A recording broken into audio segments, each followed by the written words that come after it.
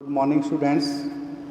बच्चों, language across the curriculum paper में हमने आपको पहले 3 स्किल्स करवाई हैं, जिसमें listening skill, speaking skill, reading skill and the 4th skill है राइटिंग स्किल, जिसको हम लेखन कौशल कहते हैं। क्योंकि सुनना स्किल्स का आधार बनता है। सुनने के बाद जो क्रमिक लेवल है उसमें क्रम से सुनने के बाद बोलना, बोलने के बाद पढ़ना और पढ़ने के बाद लिखने की बारी आती है। ये एक बड़ी जटिल सी प्रक्रिया है, लेकिन किसी भी भाषा पर पकड़ तभी सही मानी जाती है जब विद्यार्थी को या किसी व्यक्ति को अच्छे तरीके से सुनने से भाव है, वैसे तो सभी सुन लेते हैं, लेकिन सुनकर अर्थ ग्रहण करना वो सही सुनना माना जाता है।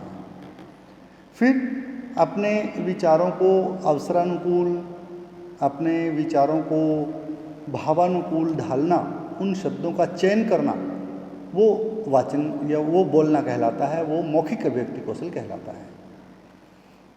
और पढ़ना केवल पढ़ना नहीं, बल्कि पढ़कर उसके अर्थ को समझना ही वास्तव में सही पढ़ना होता है।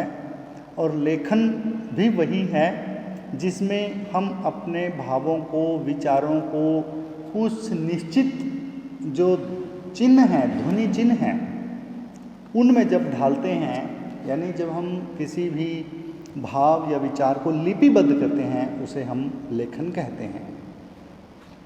क्योंकि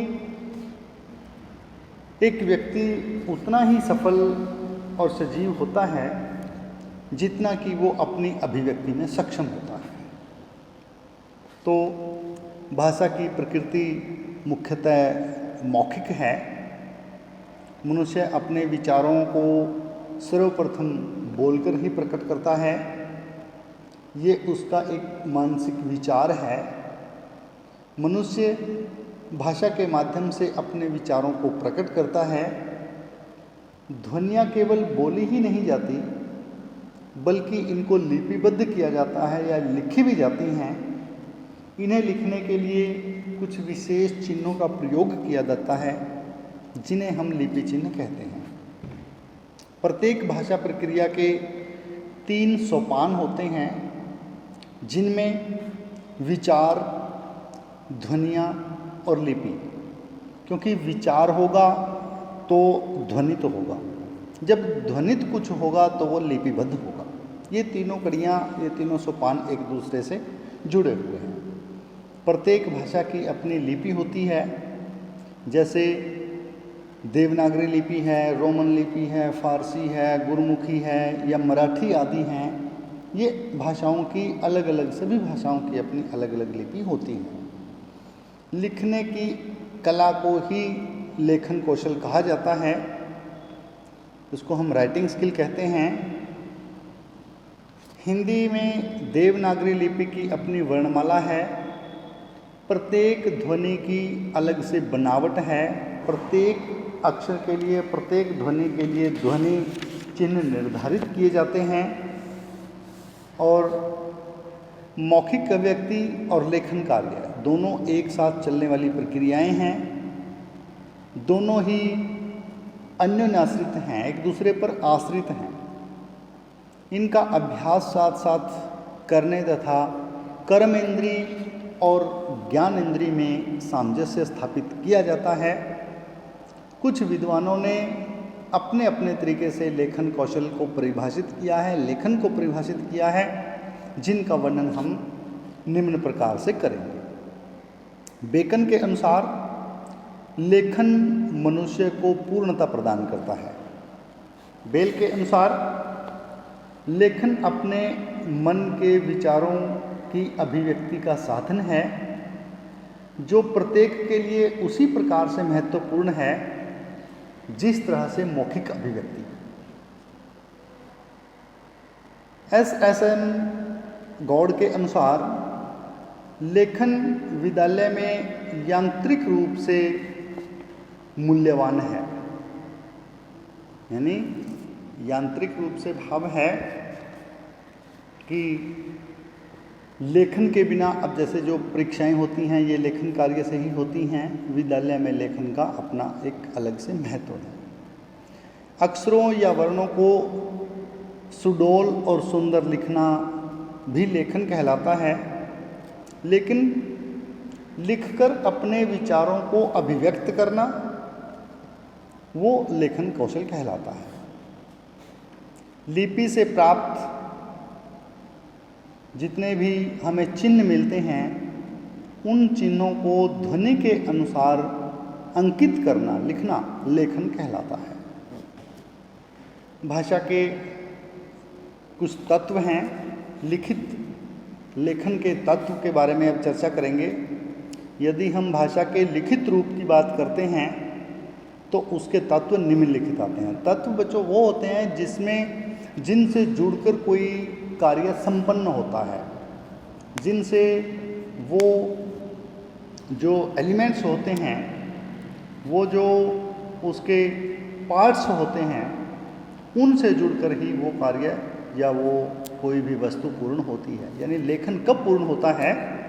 जब उसका लिपि हो, शब्द हो, वाक्य हो, विचारों की प्रस्तुति का तार्किक क्रम हो, विचारों की भाषा शैली हो और लोकोक्ति मुहावरे हों और लेख सुंदर हो। क्योंकि लेखन के जो तत्व हैं, लेखन के जो पार्ट्स हैं, उनमें लिपि यानी स्क्रिप्ट होनी चाहिए, वर्ड्स होने चाहिए, सेंटेंसेस हों और प्रोवर्ब्स एंड द आइडम्स हों और गुड हैंड राइटिंग हो, उसका स्टाइल हो और अच्छी जो एक क्रमिक विचारों को प्रस्तुत करने का तरीका हो। इस प्रकार से ये पार्ट्स ऑफ राइटिंग स्किल है। अब हम करेंगे पार्ट्स ऑफ राइटिंग स्किल के बाद लेखन कौशल के या लेखन के प्रकार। बच्चों, लेखन के प्रकार दो होते हैं मेनली, स्वतंत्र लेखन और निर्देशित लेखन।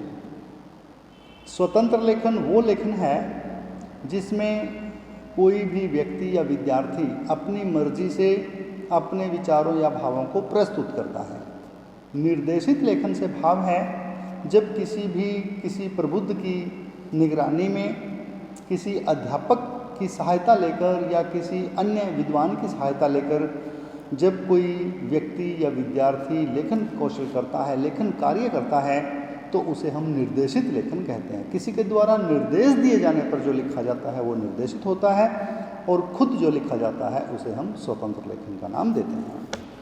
अब स्वतंत्र लेखन में कहानी, वर्णन घटना, संवाद, जीवनी, आत्मकथा और एकांकी, ये इन विधाओं को सम्मिलित किया जाता है।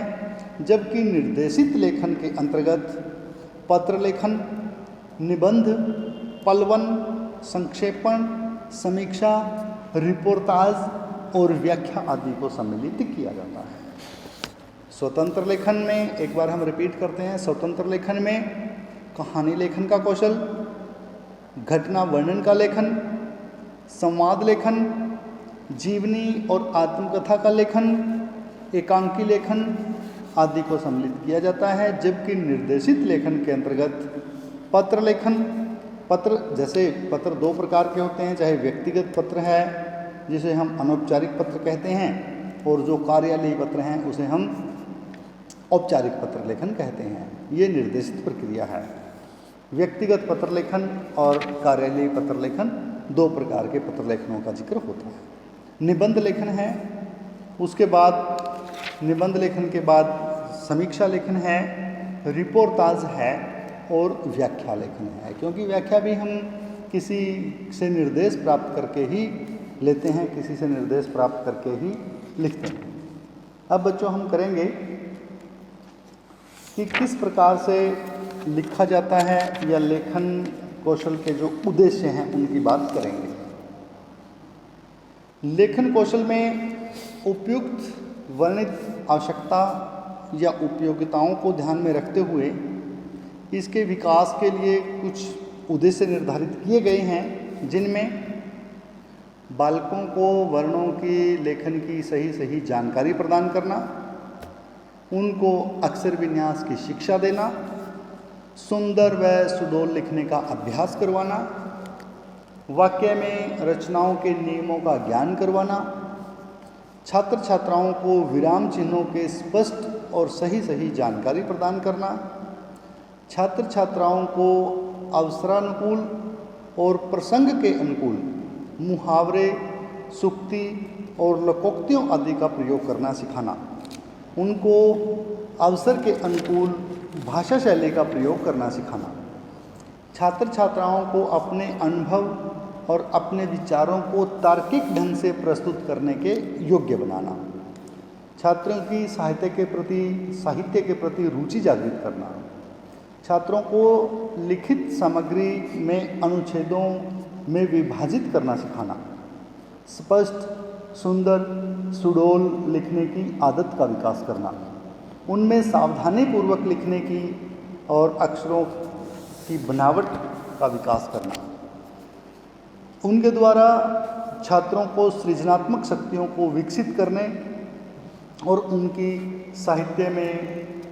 साहित्य को सृजन करने के लिए प्रेरित करना, उनको मोटिवेट करना। तो बच्चों, ये कुछ आवश्यकताएं थी जो लेखन कौशल के लिए ज़रूरी हैं कि हम क्यों लिखवाते हैं, किन उद्देश्यों को ध्यान में रखकर लेखन कौशल करवाया जाता है। अब हम करेंगे लेखन कौशल के गुण कि उनकी क्या गुण यानी विशेषताएं क्या हैं। लेखन कौशल के गुणों के अंतर्गत हम शुद्ध लेख यानी जिसे हम सुलेख भी कहते हैं, शब्द व अर्थ का सौंदर्य, मौलिकता, सरलता, मधुरता, व्यंग्य, रोचकता, विराम चिन्ह, लाघवता और कल्पना आदि का नाम लेते हैं। इस प्रकार से कि क्या क्या गुण होने चाहिए। लेख सुंदर होना चाहिए, भावों में प्रवाहमयता होनी चाहिए, सुंदर लेख स्पष्ट होना चाहिए, शब्द व अर्थों का सौंदर्य होना चाहिए, क्योंकि यदि शब्दों में और अर्थों का सौंदर्य नहीं होगा तो प्रभावपूर्ण जो शब्दावली का चयन यदि नहीं होगा तो पाठक पर लिखी हुई सामग्री प्रभाव नहीं डाल पाएगी। मौलिकता होनी चाहिए। मौलिकता से भाव है कि जो अपने खुद के मस्तिष्क की उपज होनी चाहिए, किसी की कॉपी नहीं होनी चाहिए। वो होती है मौलिकता, जो अपने मूल रूप से हो, जो मेरी अपनी खुद की हो, उसे हम मौलिक कहते हैं। और सरलता होनी चाहिए, शब्दों में कहीं दुरूहता ना हो, कठिन शब्दावली का प्रयोग ना किया जाए, सरल होने चाहिए। मधुरता होनी चाहिए, क्योंकि मधुर वही है जहाँ पर पढ़ने वाले को आनंद की अनुभूति हो। व्यंग्य भाव हैं, उनका भी सही स्पष्ट तरीके से व्यंग्य भाव होता है। किसी को कोई उल्हाना देना है, किसी को कोई कटाक्ष करना है, वो उसके लिए ऐसी शब्दावली का चयन किया जाना चाहिए जो उस अवसर के अनुकूल बड़ी सटीक सी लगती हो। रोचकता होनी चाहिए, क्योंकि जहाँ नीरस शब्दावली हो जाती है वहाँ पे कोई भी पाठक उसके प्रति आकर्षित नहीं होता। यदि पाठ्य सामग्री रोचक होगी तो पढ़ने वाला उसमें रुचि लेगा। इतनी बड़ी लाघवता नहीं होनी चाहिए। लाघवता होनी चाहिए, इतनी बड़ी बड़ी सामग्री ना हो कि जिसे पाठक का मन ऊब जाए। छोटे में यानी गागर में सागर वाली बात लेखन में होनी चाहिए। शब्दों को खींच खींच के लिखना या बहुत विस्तार रूप देना वो नीरसता का कारण हो जाता है। कल्पना शक्ति का विकास करना, क्योंकि अपने मन की उपज जब तक नहीं होगी, क्योंकि जिस लेखन में कल्पना करने की शक्ति नहीं होगी तो वो अच्छा लेखक नहीं होता। कई बातें प्रत्यक्ष नहीं होती, वो कल्पना से लिखी जाती हैं। बहुत से छात्र कल्पना शक्ति के अभाव में अच्छा लेखन नहीं कर पाते। तो बच्चों, कुछ ये सुलेख और अच्छे लेखन की जो आदतें हैं उनके बारे में अब हम चर्चा करेंगे कि किस प्रकार का होना चाहिए। क्योंकि सुपाठ्य लेख हो और विराम चिन्हों में उचित दूरी होनी चाहिए, उचित विराम चिन्हों का प्रयोग होना चाहिए, हाशिया छोड़ा जाना चाहिए, ये भी इसके गुण और विशेषताओं के अंतर्गत आता है। पंक्तियाँ सीधी होनी चाहिए और उचित गति लिखने की होनी चाहिए। लेखन में इस प्रकार के गुण लाकर ही लेखन कौशल को विकसित किया जा सकता है। अब है लेख सुधार की विधियाँ, किस प्रकार से लेखन कौशल में सुधार किया जाए। लेखन सामग्री का निरीक्षण करके लेखन में सुधार किया जा सकता है। लिखते समय बैठने के आसन पर एक अध्यापक के द्वारा ध्यान प्रॉपर तरीके से दिया जाना चाहिए। कलम पकड़ने का ढंग उचित होना चाहिए।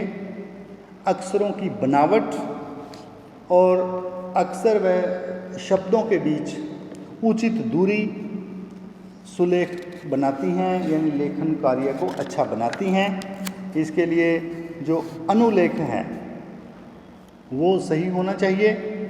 अनुलेख होता है कि किसी भी को सुनकर या उसे देखकर उसी प्रकार का लिखना, जिसे हम अनुलेख कहते हैं, क्योंकि कॉपी करने को ही अनुलेख कहा जाता है। अन्य शब्दों में अनुलेख का अर्थ है जैसा लिखा हुआ हो वैसा ही लिखना, उसे कहते हैं अनुलेख। श्रुतलेख और अनुलेख में बच्चों यही फर्क है। श्रुतलेख होता है सुनकर लिखना, अनुलेख होता है देखकर लिखना, जिस प्रकार का लिखा हुआ है उसी प्रकार का लिखना। और भाषा शिक्षण में अक्षर विन्यास और शुद्ध लेखन की ओर ध्यान देना। हिंदी अक्षर विन्यास में शुद्धि शोधन का बड़ा ध्यान दिया जाना चाहिए और शुद्ध शब्दों का निर्माण करना, शुद्ध अक्षरों को ही लिखना।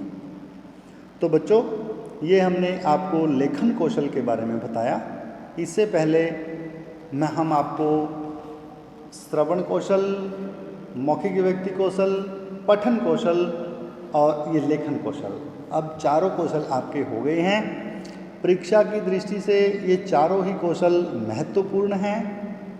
इन चारों ही कौशलों को आपको करना है और ये चारों कौशल आपके जिन बच्चों के पास टीचिंग ऑफ हिंदी है, हिंदी में भी आपके ये चारों कौशल पाठ्यक्रम में हैं।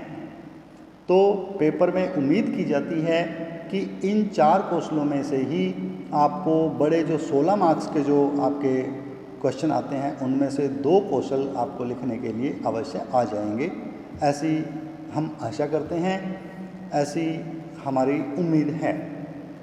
तो बच्चों, पहले फर्स्ट जो वीडियो थी उसमें हमने आपसे जिक्र किया था कि अब आपको असाइनमेंट जमा करवानी है। तो बच्चों, आप जो श्रवण कौशल और मौखिक अभिव्यक्ति कौशल, इन 2 कौशलों पर असाइनमेंट बनाकर या तो फिजिकली आप आगे कॉलेज में सबमिट करवा सकते हैं या फिर कॉलेज मेल पे आप उसकी सॉफ्ट कॉपी भी भेज सकते हैं। ये आपके लिए अति आवश्यक है, क्योंकि जब आपकी हमारे पास असाइनमेंट क्वेश्चन आएगा, इसके 2 फायदे होंगे। एक तो आपके लिए क्वेश्चन अच्छे से तैयार हो जाएगा, आप लिखोगे तो आपका तैयार हो जाएगा, और दूसरा कि जो कॉलेज की तरफ से असेसमेंट आपको दी जानी है उसमें भी आपकी मदद करेगा, क्योंकि बिना असाइनमेंट के असेसमेंट नंबर्स का आपको कम मिलेंगे, आपको बहुत कम नंबर दिए जाएंगे। यदि आप बढ़िया असाइनमेंट बना के भेजते हो क्वेश्चंस की, तो आपको अच्छी असेसमेंट कॉलेज की तरफ से दी जाएगी। आज के लिए इतना ही, धन्यवाद।